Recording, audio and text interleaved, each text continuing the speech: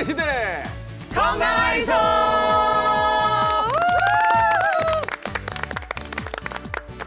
요즘 시대를 초고령화 시대라고 그러잖아요. 그러니까 저 같은 경우도 저희 어머니 혼자 계시니까 네. 하나부터 열까지가 다 걱정인데 그중에 식사는 제대로 하셨을까? 맞아. 이게 제일 걱정이에요. 제일 걱정이에요.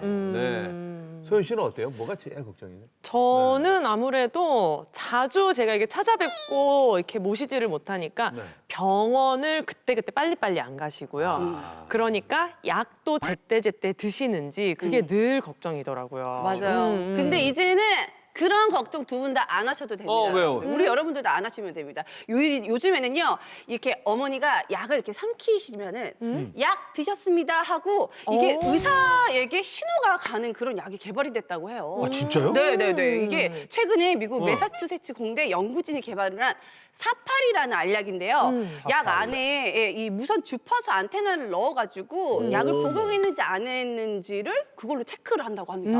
와, 진짜 마이크로칩 조그맣게 들어가 있나 봐요. 그렇죠, 네. 그 약에. 놀랍네. 네. 기술이 이렇게까지 발전을 해서 네. 대리 효도까지 이렇게 해주는 느낌이에요. 그렇습니다. 그렇죠? 이제 우리가 네. 걱정을 조금은 덜 해도 되지 않을까 하는 생각이 듭니다. 네. 자, 오늘도 저희의 건강을 한 단계 업그레이드 시켜줄 주치의 선생님들 만나볼게요. 인사 나눠볼게요. 어서 오세요. 안녕하세요. 아픈 허리 그냥 참고 계시진 않으신가요? 여러분의 허리 건강 제가 책임지겠습니다. 정형외과 송현섭입니다. 안녕하세요. 여러분의 수면을 100세까지 책임져 드리겠습니다. 정신건강의학과 김연수입니다. 반갑습니다. 안녕하세요. 여러분의 건강한 미소를 지켜드리겠습니다. 치과 박성호입니다. 네, 안녕하세요. 관절 건강은 제가 책임지겠습니다. 정형외과 한승철입니다. 안녕하십니까. 평생 건강관리 주치의 가정의학과 신도순입니다.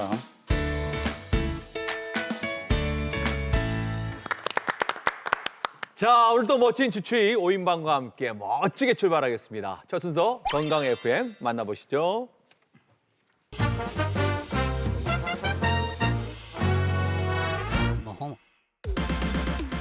옛날엔 학교에서 체변 봉투를 나눠줬었죠. 왜냐하면 기생충 검사를 하기 위해서였는데요. 과연 현대인들은 기생충에 안전한지 알아보도록 하겠습니다. 오늘도 건강 FM 사연부터 만나볼게요. 안녕하세요. 부산 기장에 사는 40대 남성입니다. 얼마 전에 대학 동기 모임에서 구충제가 때 아닌 화두가 됐는데요.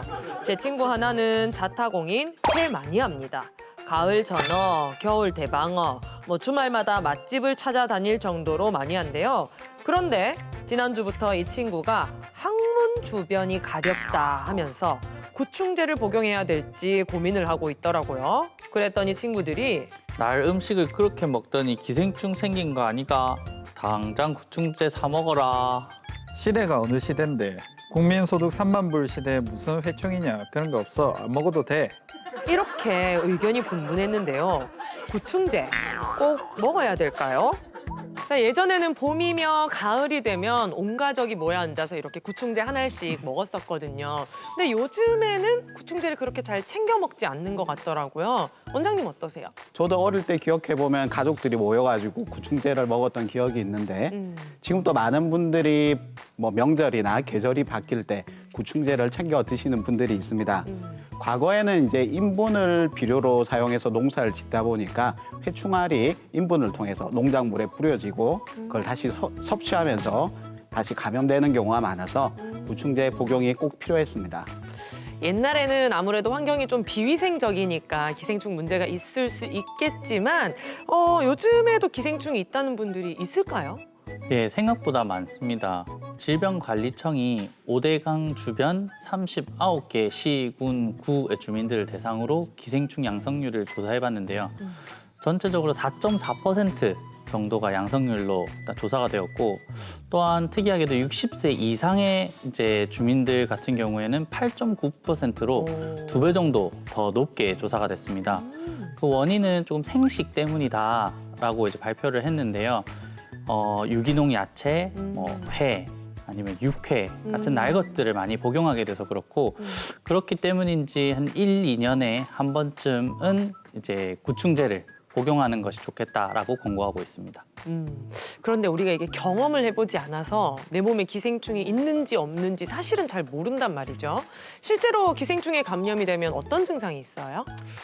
네, 인체 감염을 일으키는 기생충은 선충류, 조충류, 흡충류 등이 있습니다. 회충에 감염되면 감염 초기에는 큰 증상이 없지만 이게 개체수가 증가하게 되면 장에 자극을 일으켜서 복통이나 설사 등이 나타날 수 있습니다. 또 생선회를 통해 감염되는 고래회충이 있는데요. 이 고래회충은 해양 포유류의 위장에 기생하는 기생충으로 이 유충에 감염된 생선을 특히 날 것으로 먹었을 때 인체에 감염돼 나타나는 기생충 감염성 질병이 고래회충증입니다. 증상으로는 복통, 구토, 메스꺼움 등이 있고요. 위궤양까지 나타나 엄청난 통증을 일으킬 수 있습니다. 구충제는 기생충을 없애는 약이잖아요. 이 약이 기생충만 찾아서 없앨 수 있는지 우리 몸에 필요한 것들도 막 없애진 않을지 우리 몸엔 안 좋은 건 아닌지 걱정이 되기도 하는데 어때요? 예, 구충제는 크게 알벤다졸, 플루벤다졸, 플라듀칸틸 세 가지 성분으로 나뉩니다. 그중에서 알벤다졸이랑 플루벤다졸 같은 경우에는 선충류 기생충을 제거하는 데 효과적인데요. 예, 기생충의 에너지원인 포도당의 흡수를 막아서 기생충을 굶어 죽이는 원리로 작동하게 됩니다. 그래서 이렇게 굶어 죽은 기생충은 우리 장내 소화효소에 의해서 분해가 되어서 분변으로 배출되게 됩니다. 예, 그런데 이러한 약들은 다행히 우리 몸에는 흡수가 되지 않기 때문에 장내 기생충에만 작용해서 효과적으로 그리고 안전하게 기생충을 제거할 수 있습니다. 근데 이 기생충 때문에 우리가 맛있는 회를 안 먹을 수는 없잖아요. 회 먹기 전에 미리 구충제를 좀 먹으면 안전하지 않을까요? 어때요? 네, 아쉽게도 예방이 되진 않습니다. 회를 먹기 전에 구충제를 미리 복용한다고 해서 우리가 뱃속의 회충을 예방할 수는 없습니다. 장내 기생하는 간흡충증 같은 경우에는 일반적으로 약국에서 사는 구충제만으로는 제거하기가 어렵고 병원을 꼭 방문해서 처방받을 수 있는 전문 의약품을 통해서만 우리가 제거를 할 수 있습니다. 그리고 이런 이제 기생충 같은 경우에는 가족 구성원이 있는 경우에도 꼭 가족 구성원들도 같이 드셔야 되는데 이 기생충이 잘못하면 같이 사는 분들에게 옮을 수도 있기 때문에 꼭 관리를 잘 하셔야 됩니다. 그래요. 그래서 우리 온 가족이 모여 앉아서 같은 자리에서 먹었던가 봐요. 그러면 이 구충제를 꼭 먹어야 하는 사람도 혹시 있나요? 예를 들어 날생선이나 날고기를 좋아하시는 분들은 체내에 기생충이 유입될 수 있기 때문에 기생충 감염 위험이 높고요. 또한 유기농 식품을 자주 섭취하시는 분들은 토양 속의 기생충 알에 노출될 가능성이 있습니다. 반려동물을 키우는 가정의 경우에도 주의가 필요한데요. 반려견이나 반려묘이 기생충 알을 옮길 수 있기 때문에 가족 전체가 감염 위험에 노출될 수도 있습니다. 한 가지 더 궁금한 거 있어요. 그러면 구충제는 꼭 봄이나 가을에만 먹어야지 효과가 더 좋은 거예요? 그렇지는 않습니다. 복용 시기보다는 규칙성이 더 중요합니다. 이제 과거에는 이제 봄, 가을로 감염되어 있을 수 있는 과일이나 채소를 많이 섭취했기 때문에 그 시기에 복용을 권했고요. 현재는 뭐 6개월 간격으로 규칙적으로만 드셔주시면 괜찮습니다.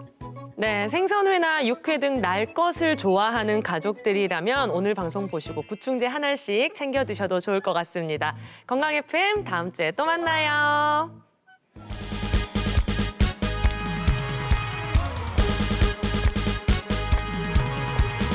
건강 없이 하세요. 죽을 병도 가지 귀천이 따르나. 재판한다 판사, 변호한다 변호사, 범인 잡는 형사, 계룡산의 부채도사, 연구한다 박사, 운전한다 기사, 트럭 택시 기차 저차 버스 봉고 도적 기수기, 요리한다 요리사, 소개한다 중개사, 파마한다 미용사, 간호한다 간호사, 헐렁헐렁이야. 건강검진 꼭 하세요. 죽을 병도 가지 귀천이 따르나. 재판다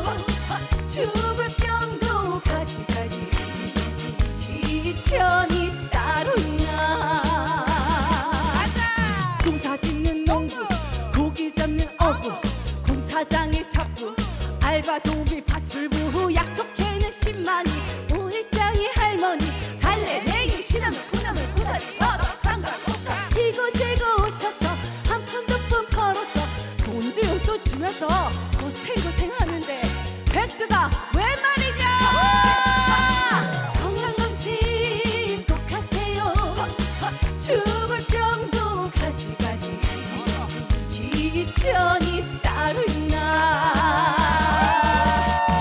내가 죽겠다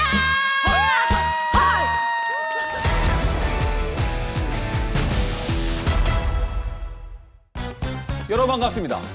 의학 정보를 바라보는 새로운 관점, 닥터 썰전 배동성입니다. 저와 함께 논쟁을 펼칠 닥터 나와 주셨습니다. 안녕하십니까? 안녕하세요. 정형외과 송현섭입니다. 자, 닥터송, 의사들도 건강검진 받을 때 겁이 좀 납니까? 어떻습니까? 네, 그럼요. 사람이다 보니 아무래도 떨릴 수밖에 없는데요. 또 한편으로는 병에 대해서 너무 잘 알고 있다 보니까 내 증상이 혹시 이 병이지 않을까 더 구체적으로 걱정하는 면도 있습니다. 그래서 더 하셔야 됩니다. 이 건강검진은 무서워서 피해야 할 대상이 아니라 무서운 걸 미리 발견해서 조기에 정리하는 과정으로 이해하셔야겠습니다. 자, 좋습니다. 닥터송이 나왔으니까 우리 척추에 관한 주제를 한번 잡아볼까 합니다. 오늘의 주제, 척추도 건강검진 받아야 한다가 되겠습니다. 우리가 건강검진 받을 때 피 뽑고 내시경하고 이게 다지 사실 척추를 검진 받았다는 사람 단 한 사람도 본 적이 없는 것 같아요. 아니, 허리 아프면 병원 가면 되지 왜 미리 봅니까? 멀쩡한 MRI를 비싼 돈 주고 찍을 필요가 없잖아요. 네, 대부분 그렇게 생각하십니다. 네. 그래서 조금 이상한데 괜찮겠지 하고 넘어가시다가 나중에 허리나 다리가 아파서 병원에 오시게 됐을 때는 이미 걸음걸이가 이상해져 오시거나 병을 좀 키워서 오시는 부분이 있습니다. 아니, 닥터송이 잘못하는 거가 우리가 일을 열심히 하거나 아니면은 또 운동을 열심히 하면 다들 허리는 조금 뻐근하거든요. 이런 거 갖고 검진 받을 필요가 없다는 생각을 합니다. 맞습니다. 그런데요, 허리 입장에선 그거만큼 억울한 말이 없습니다. 이 뻐근함이 계속 반복되게 되면 몸이 보내는 경고 신호일 수 있습니다. 그 신호를 계속 무시하다 보면 어느 날은 이미 늦어진 상태로 병원에 찾아오게 되는 것이죠. 아니, 너무 겁을 좀 주시는 것 같은데 그럼 실제로 척추 건강 검진이 있는 건가요? 네, 실제로 있습니다. 엑스레이, CT, MRI를 이제 옵션으로 선택해서 실제로 받고 오시는 경우들도 있습니다. 다만 건강검진에서 기본 항목에서 빠져 있다 보니까 잘 모르셔서 따로 진행을 안 하고 계신 분들도 있죠. 아니, 척추 건강 검진을 받아야 된다면 이왕이면 같이 넣어서 받으면 되지 왜 이렇게 따로 하는 거죠? 한마디로 비용 때문이겠죠. 각종 검사에 대한 부담감도 한몫하겠고요. 허리가 안 아픈데 왜 찍어보냐 이런 부담감도 인식이 존재하고 있습니다. 자, 좋습니다. 그러면 어떤 분들에게 추천하면 좋을까요? 제가 대표적인 4가지 군에 대해서 조금 자료를 정리해왔습니다. 4가지. 네, 첫 번째는 하루 종일 앉아서 일하시는 분들. 여기는 이제 하루 종일 서서 일하시는 분들도 포함됩니다. 앉거나 서거나. 네. 두 번째는 다리 저림이 심하신 분들. 다리가 저리가. 네. 세 번째는 50대 이후에 키가 자꾸 줄어가는 분들 혹은 주변에서 허리가 좀 틀어진 것 같다 이런 얘기를 자주 들으시는 분들이 있겠고요. 잠깐만요. 네. 그럼 제가 보통 172였는데 네. 지금 170.3 정도 나오거든요. 네. 좀 많이 줄은 거죠? 그렇죠. 이게 퇴행성 질환 때문에 네. 관절의 이제 높이가 좀 줄어드는 경향이 생길 수도 있고요. 그럼 저도 검사를 받아야 되나요? 네, 한번 받아보시길 저는 추천을 드립니다. 알겠습니다. 네. 네. 마지막으로는 척추 질환이 가족력이 있는 분들. 그래서 앞서 말씀드린 요 4가지 범위에 해당하시는 분들은 내가 지금 당장 허리가 괜찮은데라고 이제 넘어가지 마시고 검사를 미리 한번 받아보시기를 추천드립니다. 자, 제가 다 이제 이해가 되는데 다리가 저리고 아픈데 허리를 검사해라. 요거는 좀 이해가 안 됩니다. 그 말이 좀 이상하게 들리실 수도 있습니다. 나는 허리 통증은 전혀 없는데 왜 허리를 검사하냐라고 실제 진료실에서도 물어보신 분들이 꽤 많습니다. 하지만 이것은 신경이 마치 전깃줄이 아래로 타고 내려가듯이 다리로 내려가는 신경은 허리에서 시작됩니다. 그래서 허리에서 신경이 눌리게 되면 허리 통증하고는 무관하게 다리 저림이 먼저 올 수도 있습니다. 그렇군요. 자, 그럼 척추 MRI를 찍으면 어떤 질환인지 알 수 있단 말이죠. 네, MRI는 디스크와 신경을 직접 볼 수 있기 때문에 협착이나 디스크 같이 퇴행성 질환은 물론이고 이제 골절, 감염, 종양 그리고 척수를 실제로 압박하고 있는 원인이 무엇인지 감별하는 데 큰 도움이 됩니다. 자, 안 아픈데 하려니까 생돈 들어가는 것 같지만 미리 건강검진을 받고 여러분의 척추를 검진하면 돈 버는 거다. 이런 말씀이시네요. 맞습니까? 네, 그렇습니다. 네. 척추에 재테크한다고 생각하시면 되겠습니다. 노년엔 잘 걷는 게 가장 큰 자랑거리입니다. 지금 이 순간 척추에 투자하면 절대 후회하지 않으실 겁니다. 자, 오늘의 결론입니다. 허리 아프면 이미 늦다. 네, 미리 건강검진하는 게 결국 돈 버는 거다라고 합니다. 우리 허리 평생 써야 하니까요. 닥터설전 다음 주도 기대해 주십시오. 감사합니다.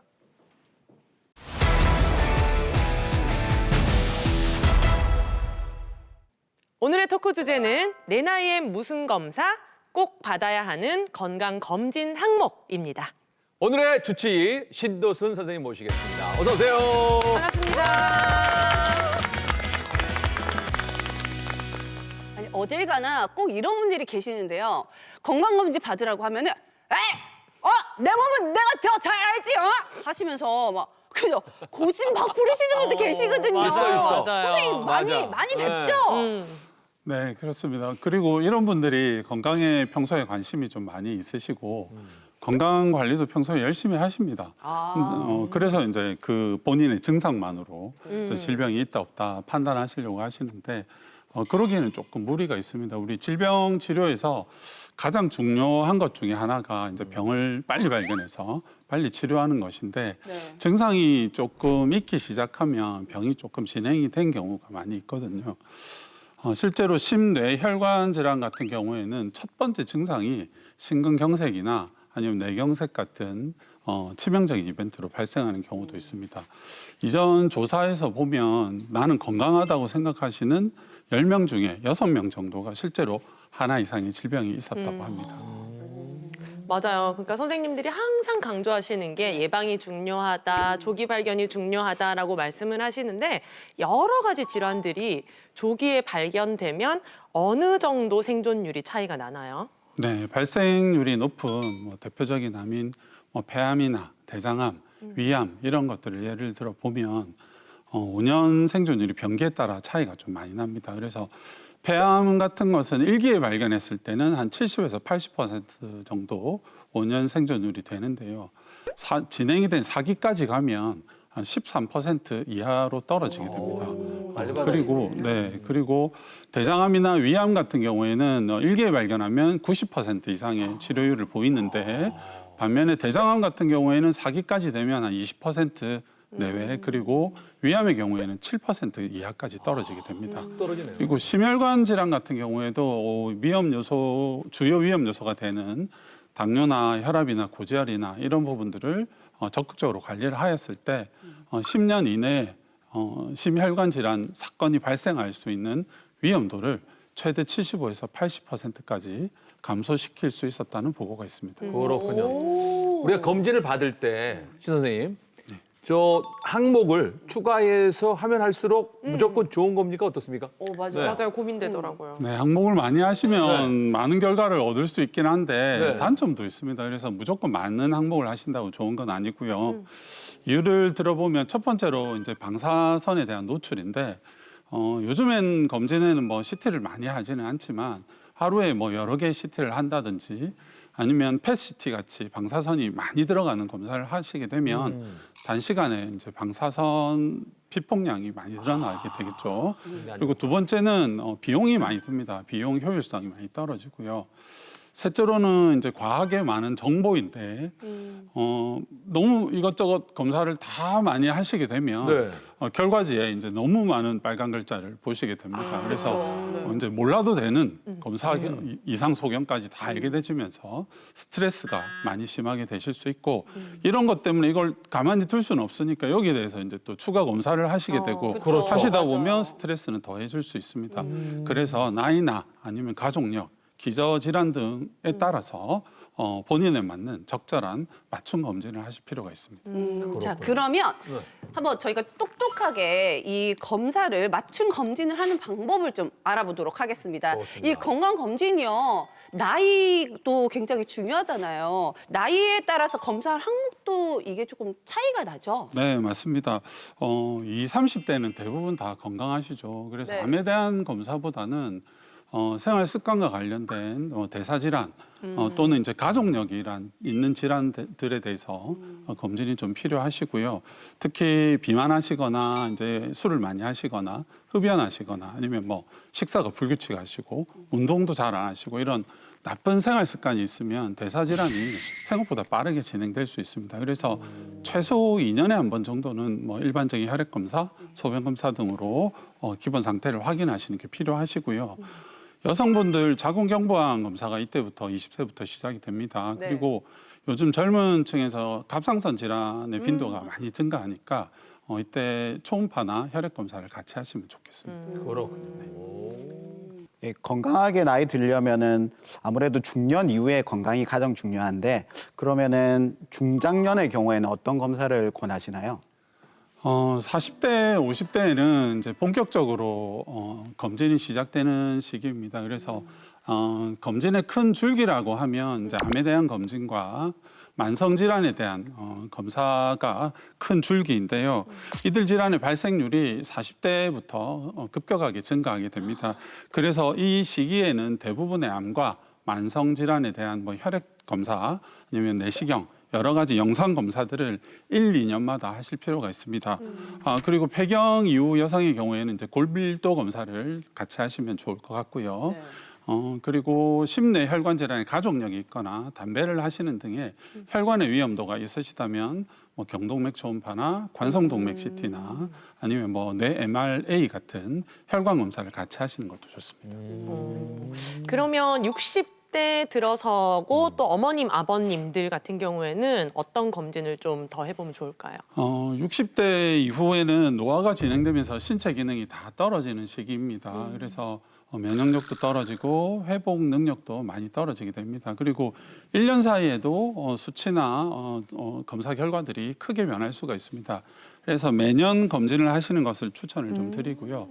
특히 인지기능 저하에 대해서 적극적으로 검사하시는 게 필요합니다. 네, 검사 장비가 워낙에 많아서 헷갈리는 분들이 많으실 텐데요. 맞아요. 우리 시청자분들을 위해서 어떻게 다른지 설명 좀 부탁드릴게요.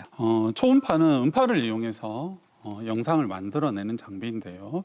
갑상선이나 또는 이제 경동맥 아니면 유방 쪽, 복부 장기, 전립선 등의 질환을 진단하는 데 사용을 합니다. 그리고 CT의 경우에는 방사선을 이용해서 하는 단층 촬영인데요. 복부 CT의 경우에는 초음파 같은 데 이상이 있었을 때 2차적으로 시행하게 되는 경우가 많고요. 흉부 CT의 경우에는 이제 단순 엑스레이로는 좀 제한점이 많기 때문에 방사선 양을 줄인 저설량 흉부 CT를 사용을 합니다. 그리고 MRI는 주로 사용되는 검진 때 주로 사용하는 거는 이제 뇌 검진이나 췌장 검진에 사용을 하는데요. 특히 뇌 검진 같은 경우에는 이제 뇌 MRI 또는 MRA가 있는데 뇌 MRI는 뇌 자체를 보는 검사로서 뇌 종양이나 뇌 경색 아니면 소혈관 질환 같은 것을 관찰하게 됩니다. 그리고 뇌 MRA는 뇌 혈관을 보는 검사인데 좁아진 부분, 그러니까 뇌 혈관에 협착된 부분 또는 동맥류 같은 것을 관찰하게 됩니다. 아니 그런데 이걸 보니까 암 검사 좀 꼭 받아야 될 것 같아요. 누가 꼭 받아야 하고 또 어떻게 하는지 뭐 기준이 다 다르겠지만 한번 우리 5대 암을 기준으로 한번 좀 말씀해 주시면은 저희가 도움이 많이 될 것 같아요. 네. 첫 번째는 위암인데요. 나이는 일단은 40세 이상부터 합니다. 2년에 한 번 하시고 위내시경 검사를 하시면 됩니다. 근데 위축성 위염이 좀 진행이 되셔가지고 장상피 화생이 좀 있으시거나 하시면 매년 검사를 좀 하시는 게 좋으시겠고요. 두 번째로 대장암인데 대장암은 45세에서 50세경부터 4년에서 5년마다 하시고 대장 내시경을 하시는 것이 좋습니다. 만약 내시경을 하셨는데 용종이 있었다. 그래서 조직 검사를 하셨더니 선종으로 나왔다 이러시면 2년에 한 번 정도는 하시는 걸 추천드립니다. 그리고 간암의 경우에는 바이러스 간염이 있으시거나 간 경화가 있으신 고위험군에서 40세 이상부터 6개월에서 12개월에 한 번 정도 간 초음파나 알파 태아단백 검사를 하시는 것을 추천드립니다. 선생님, 여성암들은 좀 어때요? 그렇지. 여성암은 대표적으로 이제 유방암이나 자궁경부암인데요. 네. 유방암도 역시나 40세부터입니다. 그래서 2년에 한 번 유방 촬영과 유방 초음파를 같이 하시고요. 국가검진에서 지원하는 유방 촬영 같은 경우에는 미세 석회화를 보는 데는 좀 이제 도움이 되지만은 결절을 관찰하는 데는 좀 한계점이 있습니다. 그래서 유방 초음파를 꼭 같이 하시는 것이 좋겠고요. 네. 자궁경부암 같은 경우에는 20세부터 시작하고요. 2년에 한 번 하시면 되겠습니다. 그리고 기본 검사는 자궁경부 세포 검사입니다. 근데 이것만으로 그칠 게 아니고 HPV 검사를 하셔서 바이러스 감염이 되었는지 같이 확인을 하시는 게 좋겠습니다. 자궁경부암은 백신으로 예방이 가능한 암이기 때문에 HPV 백신을 적극적으로 하시는 것이 좋을 것 같습니다. 아, 좋네요. 하다 건강검진은 일회성이 아니고 정말 꾸준하게 정기적으로 받는 게 정말 좋을 것 같고요. 네. 자, 건강검진 받기 위해서 병원을 찾은 사례자분을 한번 만나봤습니다. 함께 보시죠. 여러분은 건강검진 잘 받고 계신가요? 최고 2년에 한 번 건강검진을 받는 성인이 73%에 달하면서 그만큼 평균 수명도 늘고 있습니다. 건강검진에서 기본적으로 어떤 검사를 하는지 알아봤습니다. 예, 여기는 소화기 내시경실입니다. 여러분들 필수적으로 많이 하시는 위 대장 내시경 보게 되는 곳이고요. 암을 포함한 여러 가지 소화기 질환들 그리고 또 헬코박터 검사도 하고요. 그다음에 용종이 있거나 하시면 바로 제거하면서 조직 검사도 시행하게 됩니다. 이번엔 좀 더 정밀한 검사가 이루어지는 곳인데요. 어떤 검사일까요? 이곳은 저희 그 CT와 MRI실입니다. 흉부 CT와 복부 CT, 그다음에 뭐 심장 관상동맥 CT 시행하고요. MRI실에서는 뭐 뇌나 췌장 또는 뭐 여러 가지 다양한 신체 부위에 대해서 좀 더 정밀한 검사를 시행하게 됩니다. 또 기본적으로 많이 하는 초음파 검사에 대해서도 알아보겠습니다. 이곳은 초음파실입니다. 그래서 경동맥이나 갑상선 아니면 유방 쪽, 심장 초음파 그리고 복부 초음파, 전립선 등을 검사하게 되고요. 해당 부위에 뭐 용종이나 아니면 뭐 결절 같은 거, 낭종 같은 것을 진단하는데 그런 병변들이 뭐 치료가 필요한지 아니면 뭐 추가적으로 검사가 필요한지 등을 찾아내는데 1차적으로 필수적인 검사를 할 수 있겠습니다. 지금 뭐 당뇨나 혈압이나 고지혈이나 뭐 약 드시는 건 없으세요? 현재로 딸도 약은 먹고 있지 않습니까? 술, 담배는 안 하시고요. 음식은 뭐 크게 제가 금해야 되는 게 있을까요? 설탕 같은 단순당 이런 거 좀 적게 드시고 좀 관리를 하셔야 될 것 같아요. 먹고 싶은 걸 좀 참아야 되겠네. 직장인이라면 누구나 하게 되는 이제 기본 건강검진을 받아야 되기도 하고 또 이제 1년에 한 번씩 또 걱정되는 부분도 있기도 하고 해서 이제 저희 받으러 오게 됐습니다. 일단 받으려고 생각을 하면 금식도 해야 되고 아무래도 신경이 쓰이기 때문에 좀 관리도 해야 되겠다 생각하고 해서 자꾸 미루게 되거든요. 기왕에 검사를 받으러 왔으니까 아무래도 뭐 가족력이라든지 이런 것도 또 고려를 해보고 해서 저는 그쪽으로 조금 더 검사를 받았으면 하고 내 선생님하고 상담을 받게 되었습니다. 2024년 국가암검진 수검률이 처음으로 60%를 넘어섰는데요. 이로 인해 암 조기 발견 확률이 높아졌습니다. 네, 최근 몇 년 사이에 건강검진을 위해 병원을 찾는 분들이 전반적으로 꾸준히 증가하는 추세입니다. 과거에는 증상이 있을 때만 병원을 방문하는 경우가 많았는데 요즘은 질병을 미리 발견하고 예방하려는 인식이 많이 높아졌습니다. 특히 암이나 심뇌혈관 질환처럼 조기 발견이 중요한 병들에 대해서 관심이 점점 커지고 있고요. 그래서 정기검진의 필요성을 느끼는 분들이 점점 늘어나고 있습니다. 또 40, 50대뿐만 아니고 20, 30대 젊은 분들도 미리 관리하자는 건강 트렌드가 확산되면서 건강검진에 대한 수요가 점점 확대되고 있는 상황입니다. 건강검진센터에서 환자분들을 상담하고 계신데 환자분들에게 좀 제일 많이 들으시는 질문이 뭐가 있으세요? 제일 많이 드는 거는 일단은 결과지가 너무 어렵다, 용어가 어렵다 이런 말씀인데 네. 아무래도 이게 전문 의학 용어로 되어 있다 보니까 네. 어려우실 수밖에 없습니다. 그래서 자세하게 이해를 하시려면 아무래도 상담을 좀 받으시는 게 좋으실 것 같고요. 다음은 이제 내가 몇 점이냐, 내 나이에 비해서 어떻냐 이런 거 많이 물어보십니다. 이런 부분들은 평가 도구들이 있긴 한데 요거는 이제 참고 정도로만 좀 보시면 좋으실 것 같고요. 그다음에 이제 제일 어려운 부분이 이제 만성 질환이 진단이 되셔가지고 치료가 좀 필요하신데 특히 뭐 고혈압이나 당뇨, 고지혈증 이런 것들. 그래서 한 번 약 먹기 시작하면 계속 약 먹어야 되니까 나는 약 안 먹겠다. 식품으로 해보고 뭐 운동이나 식단으로 나는 할 수 있다. 이렇게 말씀하시는 분도 계십니다. 식품 같은 경우에는 보조적인 부분이고 오히려 비용도 더 많이 들고요. 그리고 생활 습관의 조절도 한계가 있기 때문에 이미 치료가 필요하신 정도 되셨으면 약물 치료를 하시는 것이 이후에 합병증 예방이나 이런 부분에서 훨씬 유리하실 것 같습니다. 우리 건강검진 하고 나면 네. 결과지가 막 열 몇 장이 이렇게 나오잖아요. 그러니까 볼 줄 몰라서 저는 그럼. 정상, 비정상 이것만 찾아봐요. 맞아. 우리가 여기에서 그렇지. 정상과 비정상만 찾아서 될 일인지 어떤 걸 좀 주의해서 봐야 될지 선생님 좀 알려주세요. 많은 분들이 그렇게 하실 거예요. 네.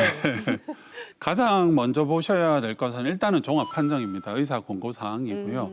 그 중에서 이제 당장 바로 치료가 필요한 부분이 있는지 아니면 바로 정밀 검사가 추가적으로 필요한 부분이 있는지 이런 부분들 체크하셔야 되고 그리고 일정 기간 뒤에 추적 검사를 해야 되는 게 있는지 이런 부분 체크하셔야 됩니다.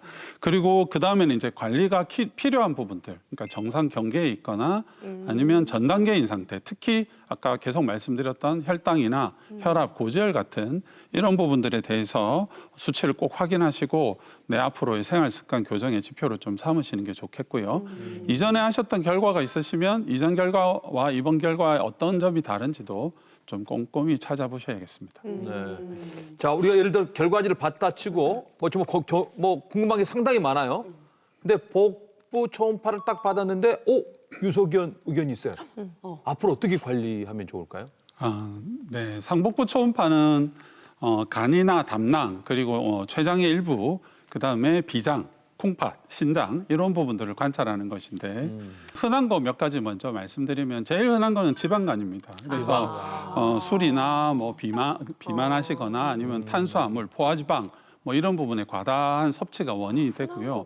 이런 부분에 대해서 당연히 관리가 좀 필요합니다. 그리고 두 번째로 흔한 것들은 이제 낭종이라는 것들이 있는데 대부분은 우리 흔히 그냥 물혹이라고 그러죠. 그래서 위험도는 조금 낮은 편으로 정기적으로 추적 검사하시면 됩니다. 그리고 결절이나 용종 아니면 결석 같은 거 아니면 뭐 췌관이나 담관이 늘어났다. 확장이 있다. 이런 부분들은 좀 추가적으로 정밀 검사가 필요한 부분이 있기 때문에 이런 소견이 있으면 꼭 좀 상담을 하시는 것을 추천을 드립니다. 특히 초음파 검사는 이전 검사와 변화를 보는 것이 중요하기 때문에 특별히 불편한 것이 없다고 미루지 마시고 제때 추적 검사를 받는 것이 좋겠습니다. 저희 보통 당뇨가 걸렸다 하면 살이 빠진다고 알고 있는데요. 컨디션은 안 좋은데 살이 찌는 경우가 있단 말이죠. 그래서 우리는 당뇨 아닌가 보다 하고 넘어가는데 그래도 당뇨일 수 있습니까?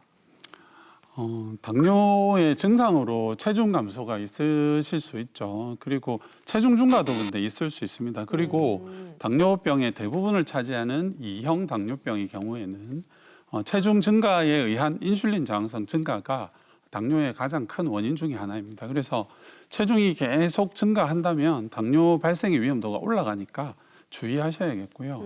그리고 결과지에 혈당이나 당화혈색소 수치를 꼭 확인을 잘 하셔야 될 것 같습니다. 제가 또 궁금한 게 있는데요. 건강검진을 하면 어떤 병원 선택하는 게 좋을지 이거 굉장히 선택 장애가 오는 부분이거든요. 그렇죠. 제가 아는 분은 장비가 좀 중요하다고 하셔가지고 이 새로운 장비 들어온 곳을 찾으시는 분들도 계시거든요. 이게 어떤 선택을 하는 게 좋은 걸까요? 제가 생각하는 좋은 병원은 내 검진 기록이 차곡차곡 쌓여가지고 이전 결과와 올해 결과를 꼼꼼히 비교해 줄 수 있는 곳입니다. 그렇지. 그래서 매년 이제 병원을 자꾸 옮겨 다니시다 보면 미세한 수치 변화나 아니면 뭐 결절의 크기 변화 이런 것들을 놓치기가 쉽습니다. 그래서 물론 이제 뭐 말씀하신 대로 장비도 좋고 숙련된 전문의가 있고 한 곳에서 검사가 전부 다 되고 그다음에 뭐 좀 안 좋은 병이 있을 때 상급 병원으로 연계가 잘 되면 더 좋겠습니다. 하지만은 검진의 핵심은 일회성 검사가 아니고 지속적인 관리가 중요하기 때문에 내 몸의 역사를 맡길 만한 주치의 같은 병원을 선택하셔가지고 계속 다니시기를 권고드립니다. 저는 진짜 지금 신도순 선생님이 말씀하신 게 적극 네. 찬성한 게 뭐냐면 장비도 중요해요. 네. 검진을 했어. 근데 검진 결과를 판독할 수 있는 선생님이 진짜 중요하거든. 진짜 그 말씀을 잘해주신 것 같아요. 네. 저는 네. 내 몸의 역사에서 왔어요. 아, 그렇지. 히스토리를 역사. 쌓아야죠. 건강검진이 아무래도 내 몸의 시험 성적표를 좀 받아드는 기분인 것 같은데요. 그러다 보니까 검진 전에 꼭 한두 달 전부터 술도 줄이시고 살도 빼고 오신 분들이 계신데 그렇게 하는 게 과연 도움이 되나요? 아니면 평소대로 있다가 그대로 받는 것이 좋을까요? 네, 실제로 이렇게 하시는 분들 많이 계십니다. 많은 것 벼락치 같아요. 얘기하고 오셔가지고 그러니까 뭐 술은 언제부터 끊어야 되느냐 뭐 물어보시고 하시는데 이런 벼락치기가 일시적으로 수치를 좋게 할 수는 있습니다. 근데 내 몸의 진짜 상태가 아니기 때문에 추천드리지는 않습니다. 평소에 나쁜 습관을 숨기고 검진을 받으면 정확한 위험 요인을 좀 놓치기가 쉽습니다. 그래서 내 병을 조기에 발견하는 게 목적인데 조기에 발견을 못하고 교정할 수 있는 기회를 놓치게 되겠죠.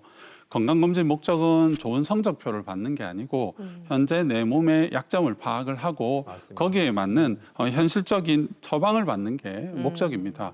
하지만은 검진의 벼락치기 때문에 생긴 어떤 좋은 습관, 그러니까 뭐 식단이나 운동이 검진 후에도 지속적으로 계속 유지할 수 있으시면 이거는 벼락치기가 아니라 진정한 건강 관리의 시작점이 되실 수 있습니다. 그렇죠.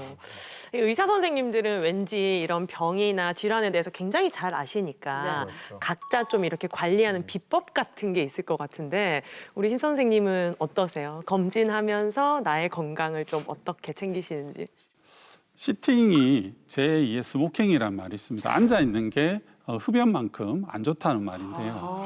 요즘 대부분 앉아 있는 시간이 너무 많습니다. 일하실 때도 그렇고 쉴 때도 그렇고 또 이동하실 때도 그러신데요. 이 앉아 있는 시간을 끊어주는 것이 중요합니다. 그래서 계속 앉아서 일하시고 하시는 중간중간에 일어나셔서 스트레칭도 하시고 몸을 가볍게 풀어주는 것만으로도 도움이 되신다고 되어 있습니다. 물론 일주일에 200분 이상 중등도 강도 이상의 운동을 계속 하신다면 가장 좋은 관리 방법이 되실 것 같습니다. 저도 이전에 몸이 좀 한번 안 좋아서 치료를 좀 많이 받은 적이 있었는데 몸이 한번 아파 보니까 예전에는 그냥 말로만 듣던 건강은 잃기 전에 지켜야 된다는 거를 너무 뼈저리게 많이 느꼈었습니다. 그래서 이런 부분 열심히 실천하려고 노력하고 있습니다. 그렇군요. 정말 실천이 제일 중요한 것 같아요. 미리미리 좀 맞습니다. 관리를 하자. 맞습니다. 네. 선생님 오늘 이렇게 또 나와주셔서 너무 감사합니다. 끝으로요, 한번 시청자 여러분들께 하고 싶으신 말씀 전해주세요. 기대 수명이 늘어나면서 암은 일부 사람의 문제가 아니고 누구에게나 발생할 수 있는 100세 시대의 대표적인 질환이 되었습니다. 건강검진이라는 것은 단순히 병을 진단하는 것이 아니고 앞으로의 건강관리의 방향성을 제시해주는 이정표 같은 것이라 생각이 됩니다. 아무 증상이 없는 상태에서 병원에 가셔서 검사하시고 하시기 어려우시고 또 검사를 했는데 무슨 병이 진단되면 어떨지 걱정도 많이 되실 겁니다. 실제로 검진하셔서 병을 진단받으시는 사례가 적지는 않습니다. 하지만 처음엔 스트레스 받으시겠지만 시간이 지나고 나면 조기에 발견해서 치료 잘 됐다. 다행이다라고 생각이 드실 겁니다. 시작이 반이라고 일단 검진 시작하셔서 스케줄대로 쭉 따라가시면 평생의 건강관리 어렵지 않으실 것입니다. 사랑하는 가족을 위해서 또 나를 위해서 똑똑한 검진으로 건강한 100세 시대 설계하시기 바랍니다. 우리 신도수 선생님 딱 얘기 들으니까 빨리 올해도 건강검진을 받아야 되겠다는 생각을 했어요. 네, 무조건 받아야 될 것 같습니다. 자, 지금까지 우리 건강을 지켜주는 건강검진 전도사 신도순 선생님과 함께했습니다. 감사합니다. 고맙습니다.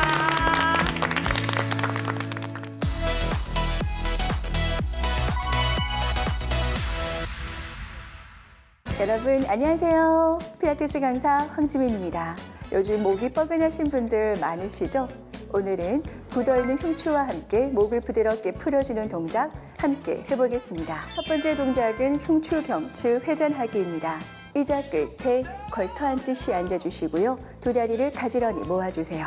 한 손은 허벅지 위, 다른 한 손은 머리 뒤로 가져갑니다. 허벅지를 짚고 있는 손을 밀어내며 흉추와 경추를 5시 방향을 향해 크게 돌려줍니다. 마시 상태로 머무르셨다가 내쉬는 호흡에 흉추부터 갈비뼈를 닫아내며 천천히 제자리 돌아옵니다. 이렇게 들이마시며 회전, 내쉬며 돌아오는 것을 하나로 5회만 진행해 주시면 되는데요. 흉추를 회전시킴을 통해서 짧아져 있던 복부 근육이 늘어나게 되고요. 경추를 회전을 시키는 것을 통해서 짧아져 있던 목 근육이 이완되는 효과가 있습니다.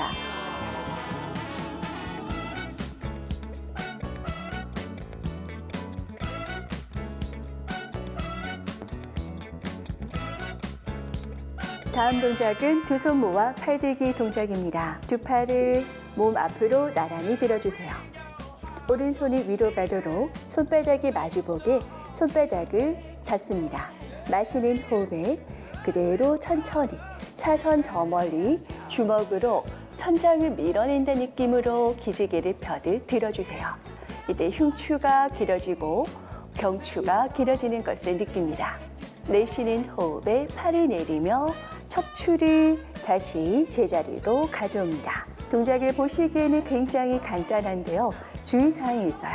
이 팔을 들어 올리실 때 배가 볼록하게 풀리지 않도록 배와 갈비뼈를 단단하게 닫아주셔야지 흉추와 경추가 신전되는 효과를 얻으실 수가 있답니다. 기지개를 팔을 들었다가 내리는 것을 하나로 10회만 진행해 주신다면 여러분들의 굽어있던 흉추와 함께 경추가 부드러워지는 것을 느끼실 수가 있습니다.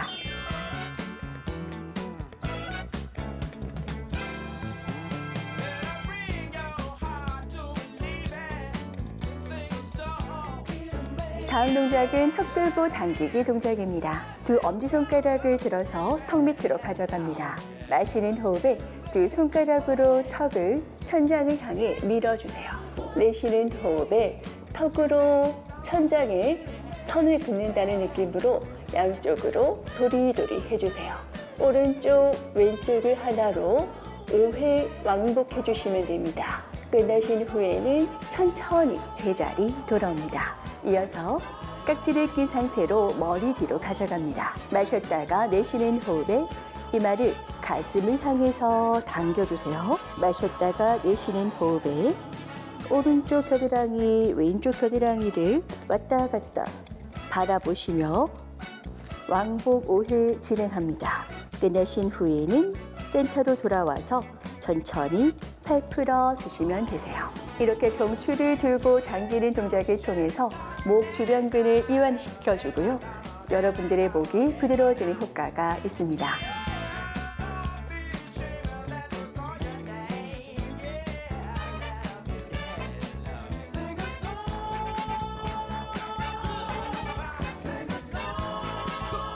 오늘은 뻣뻣해진 목을 부드럽게 만들어주는 동작을 함께 해보았습니다.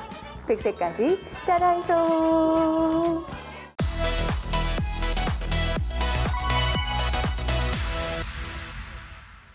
네, 오늘 저희가 준비한 소식은 여기까지입니다. 다음 주엔 더 재밌고 알찬 건강 정보로 다시 돌아올게요. 그때까지 100세 시대 건강하이소!